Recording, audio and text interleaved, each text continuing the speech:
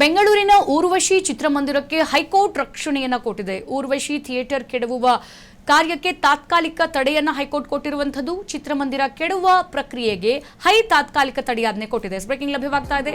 Doctor Rajkumar ಉದ್ಘಾಟಿಸಿದ ಊರ್ವಶಿ ಚಿತ್ರಮಂದಿರವನ್ನ ಕೆಡವಲಾಗಿದೆ.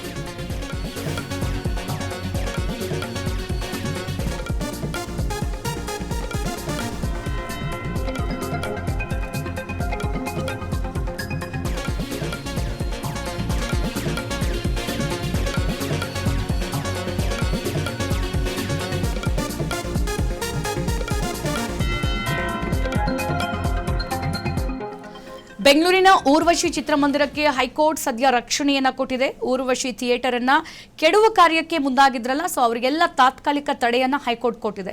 ಚಿತ್ರಮಂದಿರ ಕೆಡವುವ ಪ್ರಕ್ರಿಯೆಗೆ ತಾತ್ಕಾಲಿಕ ತಡೆಯಾಜ್ಞೆಯನ್ನ ಕೊಟ್ಟಿರುವಂತದ್ದು. ಡಾಕ್ಟರ್ ರಾಜ್ಕುಮಾರ್ ಅಣ್ಣ ಅವರು ಆ ಕಾಲದಲ್ಲಿ ಉದ್ಘಾಟಿಸಿದಂತಹ ಊರ್ವಶಿ ಚಿತ್ರಮಂದಿರ ಇವತ್ತು 55 ವರ್ಷಗಳಿಂದ ಕನ್ನಡಿಗರ ಭಾವನೆಗಳೊಂದಿಗೆ ಬೆಸೆದಿತ್ತು. ಊರ್ವಶಿ ಥಿಯೇಟರ್ ಎಷ್ಟೇ ಹೊಸ ಸಿನಿಮಾಗಳು ಅವತ್ತು ರಿಲೀಸ್ ಆಗ್ತಾ ಇದೆ ಅಂದ್ರೆ ಯಾರು ಕೂಡ ಯಾವ ಥಿಯೇಟರ್ ಎಲ್ಲಿ ಅನ್ನುವಂತಹ ಪ್ರಮೇಯನೇ ಇರ್ತಿರ್ಲಿಲ್ಲ. ಎಲ್ಲ ನುಗ್ತಾ ಇದ್ದಿದ್ದು ಊರ್ವಶಿ ಥಿಯೇಟರ್ಗೆ. ಸೊ ಅಂತ ಬಹಳ ಒಂದು ಭಾವನೆಯನ್ನ ಹೊಂದಿರುವಂತಹ ಒಂದು ಸೆಂಟಿಮೆಂಟ್ ಹೊಂದಿರುವಂತಹ ಊರ್ವಶಿ ಥಿಯೇಟರ್ ಅನ್ನ ಕೆಡವಲಾಗಿತ್ತು. 8 ವರ್ಷಗಳಿಂದ ನಡೀತಾ ಇರುವಂತಹ ಲೀಸ್ ವಿವಾದಕ್ಕೆ ಈಗ ಹೊಸ ತಿರುವು ಸಿಕ್ಕಿದೆ.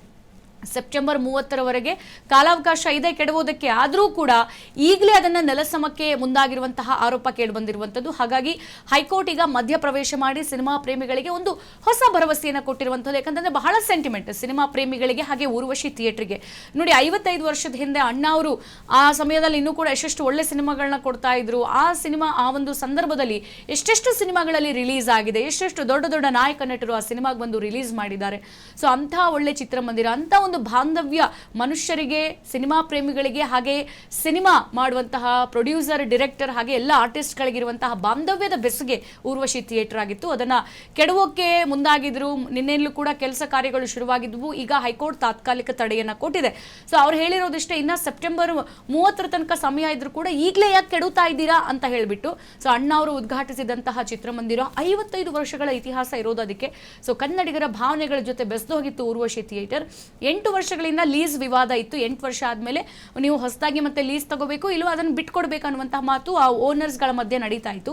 ಈಗ ಅದಕ್ಕೆ ಇನ್ನ ಸೆಪ್ಟೆಂಬರ್ 30ರ ತನಕ ಕಾಲಾವಕಾಶ ಇದೆ. ಆದ್ರೂ ಕೂಡ ಈಗಲೇ ಯಾಕೆ ಕೆಡುತ್ತಾ ಇದ್ದೀರಾ ಅಂತ ಹೇಳ್ಬಿಟ್ಟು ಎಲ್ಲ ಸಿನಿಮಾ ಪ್ರೇಮಿಗಳು ಇದಕ್ಕೆ ಪ್ರಶ್ನೆಯನ್ನು ಕೂಡ ಇಟ್ಟಿದ್ರು. ಸದ್ಯ ಈಗ ಹೈಕೋರ್ಟ್ ಮಧ್ಯ ಪ್ರವೇಶ ಮಾಡಿ ಸಿನಿಮಾ ಪ್ರೇಮಿಗಳಿಗೆ ಒಂದು ಹೊಸ ಭರವಸೆಯನ್ನು ಕೊಟ್ಟಿದೆ. ಈ ಕೆಡುವಂತಹ ಒಂದು ವಿವಾದಕ್ಕೆ ಸದ್ಯ ಫುಲ್ ಸ್ಟಾಪ್ ಕೊಟ್ಟಿದೆ.